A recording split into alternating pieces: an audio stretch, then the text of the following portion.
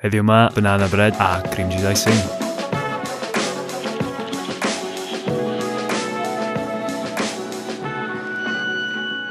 Croeso i artesaniaeth.com. Heddiw yma, dyn ni yn fod yn sprinclo bach o wyddoniaeth ar banana bread efo microwave. Clickbait. O ran cynhwysion, standard fare sgynny ni fyma, ddim byd rhy special. Dwi'n fod yn gwneud icing cream cheese. Ond, am wan, ydyn ni skipio bob ddim a fynd syth i sera yn y sioe. So, os ydyn ni sbio ar bananas, be'n union sy'n neud o'n ideal i'r cacan. Mae bananas yn rhan o'r teulu o ffrwythau climacteric, sy'n golygu bod nhw'n aeddfedu mewn burst o resbiradaeth a actifedd ensymol efo catalydd. A'r catalydd yma ydy ethylene. Nwy ydy ethylene sy'n cael ei gynhyrchu naturiol gyn ffrwythau fatha avocados a fala a hefyd bananas. Felly, i gael ffrwythau i aeddfedu'n gyflymach, dyn ni angen cynyddu crynodeb nwy ethylene yn yr amgylchedd. A dyna'n union nes i. Nes i gymryd yn banana aeddfed yma a i daflo fo mewn bag efo bananas eraill. Just gadael yma am rhyw 2-3 diwrnod a erbyn i fi ddod ato fo heddiw oedd nhw yn rank. Anyway, iawn, mlaen â ni o'n just yn ei beth o'n waith.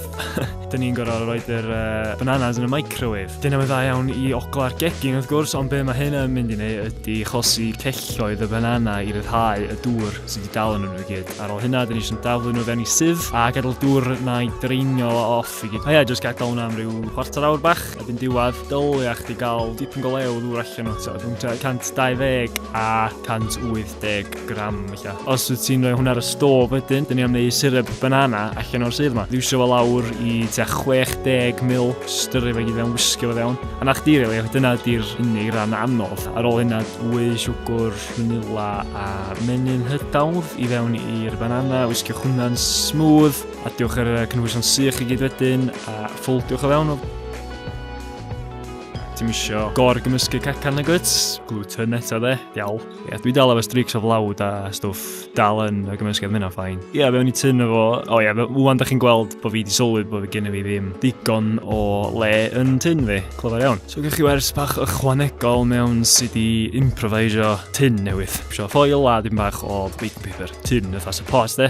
180 gradd ydyn, fewn i'r ffwrn a fo am 40 munud oedd yn fyd mo. Dwi'n gwybod bod neb yn licio clywed o'n thermometer di'r boi yma. So os gynnwch chi yn just dicio hwnna iawn a ysdi ar 95 grad Celsius, da chi'n ffain. So ie, dyna ni, cacan yn barod allan o'r ffwrn a fo a just gadewch efo oeri ar wire rack am dipyn.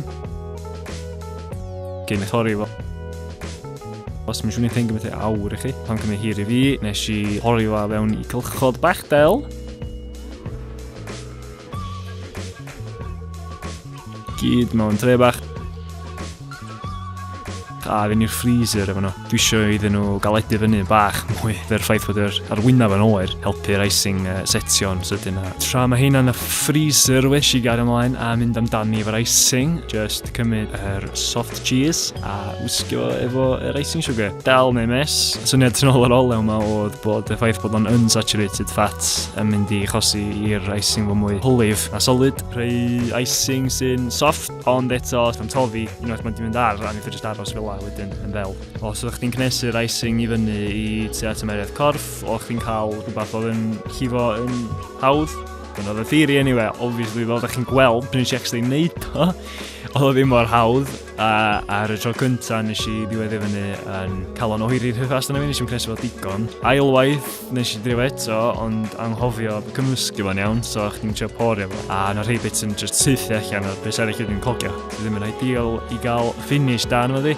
O ia, olaf, nes i'n rhedeg allan o icing do, a ffeindio eich bod ddim efo dim mwy o icing sugar yn ty. So, genius move fi oedd grindio granulated sugar efo hand blender, a meddwl ta hwnna'n gweithio. A dio ddim, by the way. Dim ond nes i adio'n background oil i'r un granulated hefyd. Just gweld y gwahaniaeth rhwng icing lle ydych chi di meddwl amdano fo a'r icing lle ydych chi ddim di meddwl amdano fo di hwn. Dwi'n hapus fo hyn anyway de. Dim ots bod nhw'n edrach yn wael de, oedd nhw'n blasu yn lyflu. Chi'n gael y notes o butterscotch a just dyfnder na chi'n gael ar ffaith bod yna gymaint o blas banana na a'r ffaith bod chdi di lleihau'r dŵr na lawr i sirop.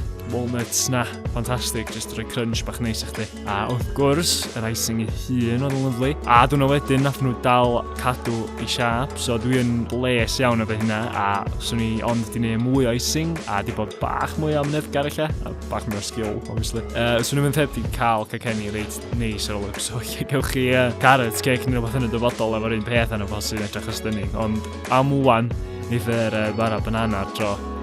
Os chi eisiau rhyshaid llawn ydi mwynhau hwn, croeso i chi glicio y link isod, hwnna i chi i'r wefan. Tan y tro nesa, gethyn dwi efo artisaniaeth.com. Diolch yn watchad, a wel chi tro nesa.